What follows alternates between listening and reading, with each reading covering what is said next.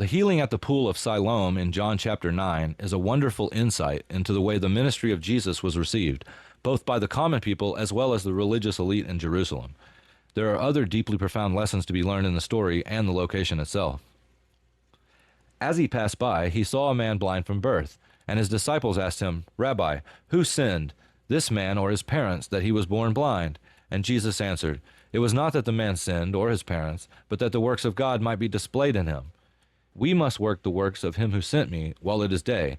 Night is coming, when no one can work. As long as I am in the world, I am the light of the world."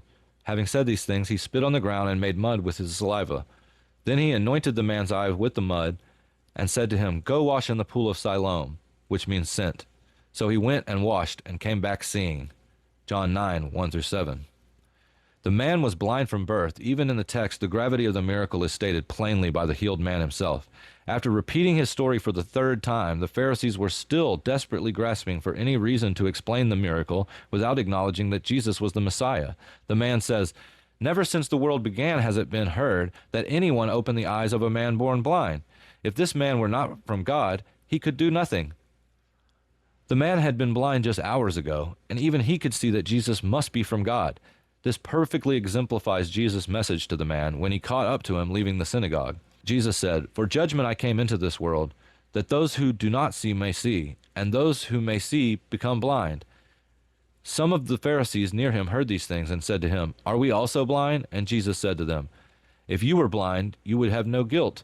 But now that you say, 'We see,' your guilt remains." John 9, 39-41. The Pharisees were spiritually blind. Jesus rebukes their arrogant pride. They had ignored the miracle that they had just themselves confirmed.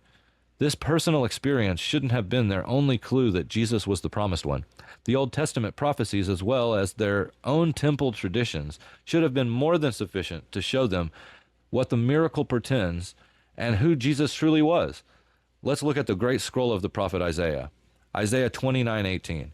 "In that day the deaf shall hear the words of a book, and out of their gloom and darkness the eyes of the blind shall see." Again in Isaiah 35:5. "Then the eyes of the blind shall be opened, and the ears of the deaf unstopped." And in Isaiah 42:6-7, "I am the Lord, I have called you in righteousness. I will take you by the hand and keep you. I will give you as a covenant for the people, a light for the nations, to open the eyes that are blind, to bring out the prisoners from the dungeon, from the prison those who sit in darkness." Just in the great scroll of Isaiah, they have heard the words of God himself tell them how they would know the Messiah, how they would know he would come, and the healing of the blind was a major theme. How could they not see this? There's more though. The pool of Siloam, or sent, itself.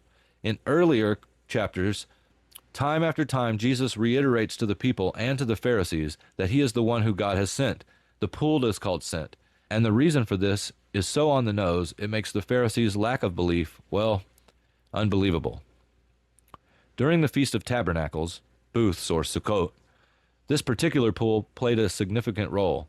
The feast was 7 days long, and on each morning, as preparations began for the daily burnt offering, a priest led a festive procession accompanied by music, flutes, and singing. Crowds of pilgrims in town for the festival would join. Following the priest down from the Temple Mount through the water gate and to the pool of Siloam, he filled a golden pitcher, roughly 1.5 liters, with living or the moving water from the pool's spring-fed source. The procession returns up to the Temple Mount triumphantly amid shofar blasts and chants of Isaiah 12:3. "With joy you shall draw water from the wells of salvation." Salvation in Hebrew is Yeshua, the salvation of God. The wells of Yeshua, they are chanting his name. They take the water and pour it into a special silver basin with holes in the bottom, placed on the southwest corner of the altar where it drains down onto the base.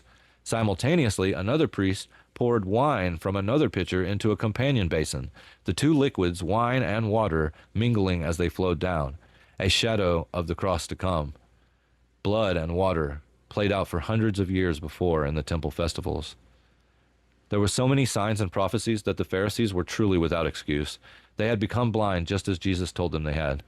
The formerly blind man had no such doubts. Jesus heard that they had cast him out, and having found him, he said, "Do you believe in the Son of Man?" And the man answered, "And who is he, sir, that I may believe in him?" Jesus said to him, "You have seen him, and it is he who you are speaking to." He said, Lord, I believe, and he worshiped him. John 9:35 through 38. I can't relate to being blind since birth in the way that this man was, but we are all spiritually blind as sinners until Jesus Christ heals us. He told us to wash the sin out of our eyes with the living waters at the wells of salvation. We believers have all experienced being blind and receiving our sight.